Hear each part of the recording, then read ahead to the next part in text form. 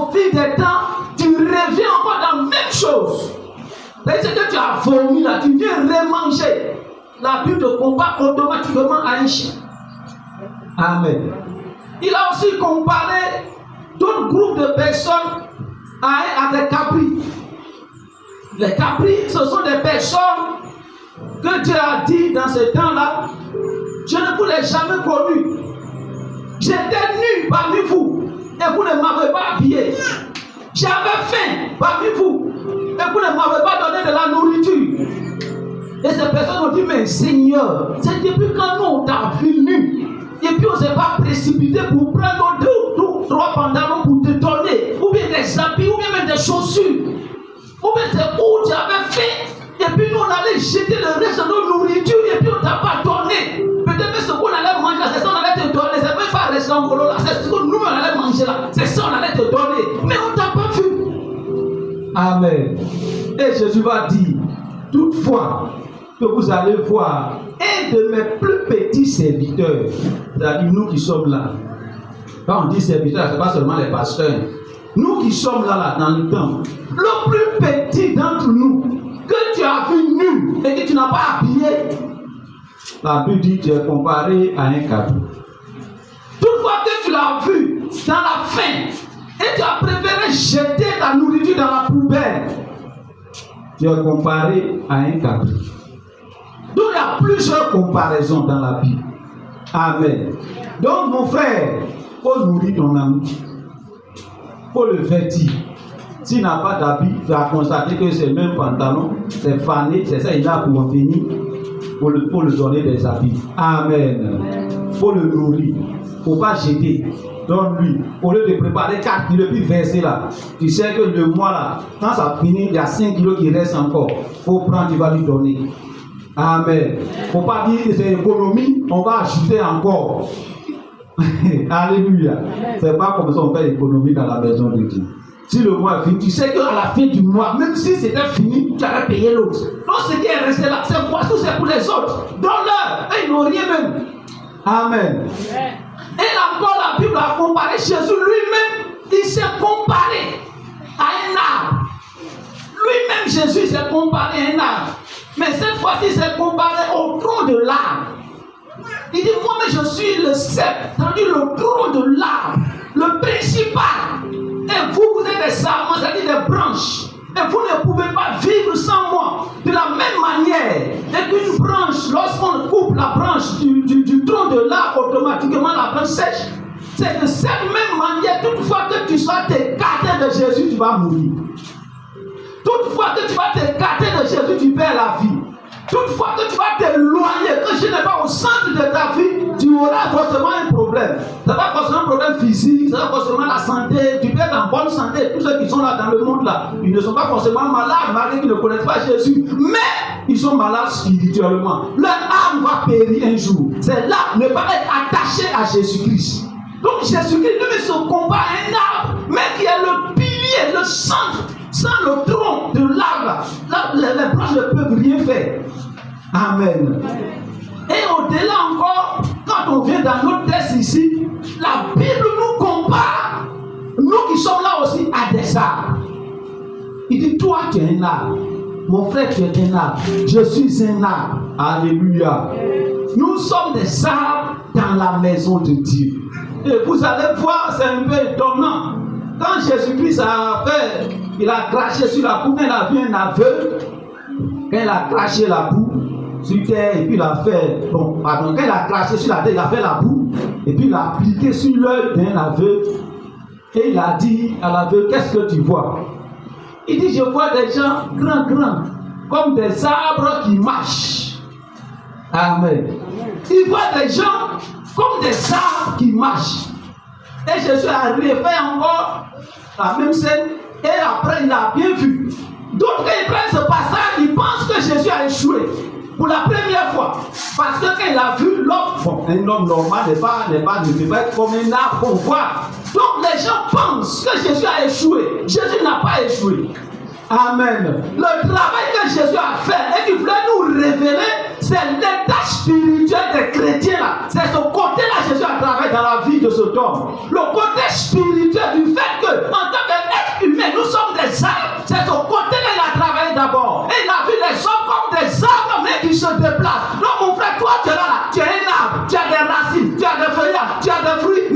déplace. C'est ça. L'homme l'avait vu.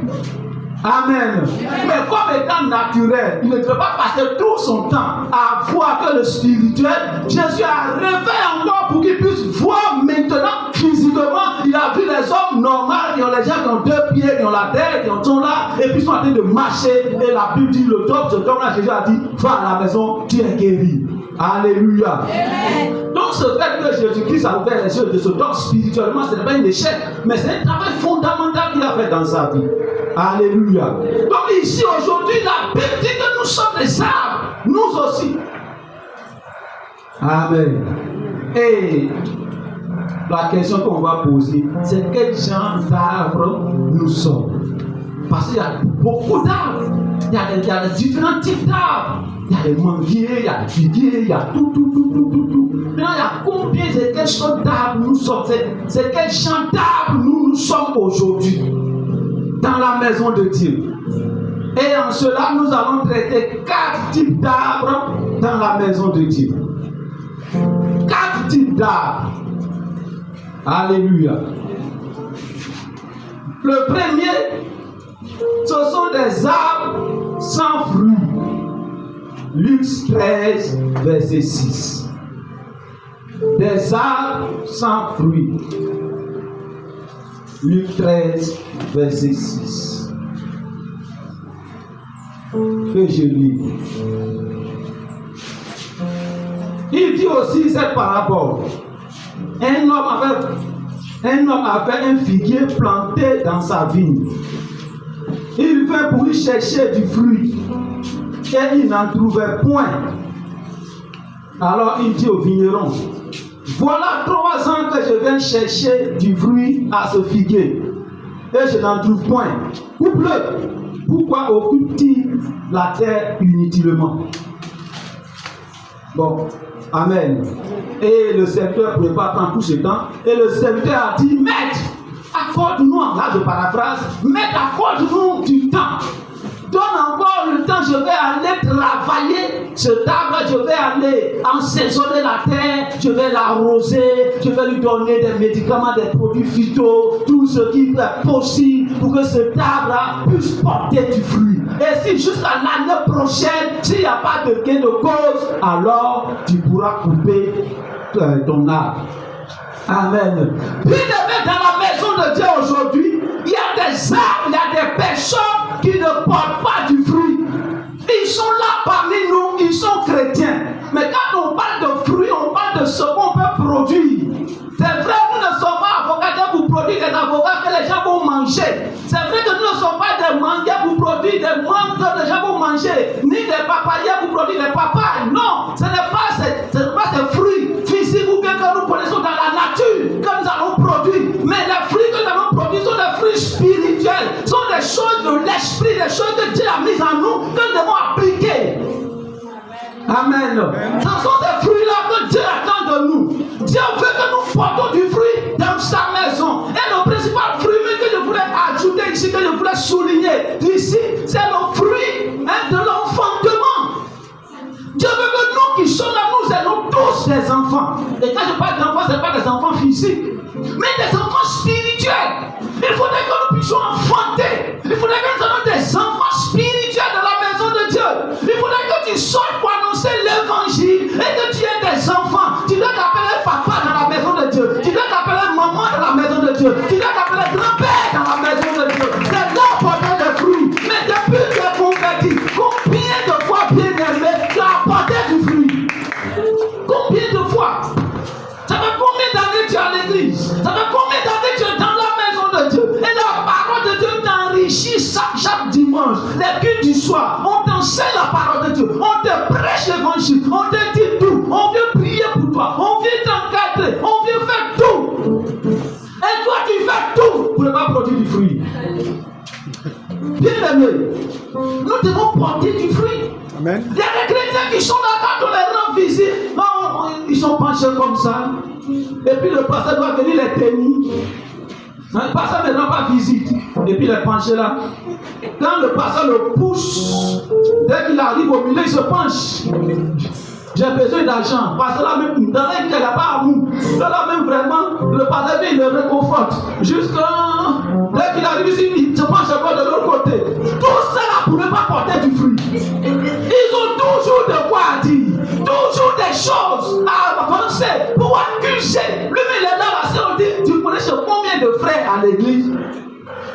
À part peut-être son parent, c'est fini. Mais c'est lui, chaque fois qu'il va se plaindre, parce que là, il ne me rend pas visite. Moi aussi, je suis là dans mon coin. Il ne porte pas du fruit. Il ne Dieu a appelé à porter du fruit. Dieu t'a mis, Dieu t'a choisi dans le monde, il t'a envoyé dans sa maison là. C'est pour porter du fruit. Ne sois pas chéri. Nous devons faire comme Rachel. Quand Rachel a fait cette déclaration, vraiment, Rachel qui est une femme, elle n'avait pas d'enfant. Et puis elle s'approche de son mari pour dire, mon mari, donne-moi des enfants ou je meurs.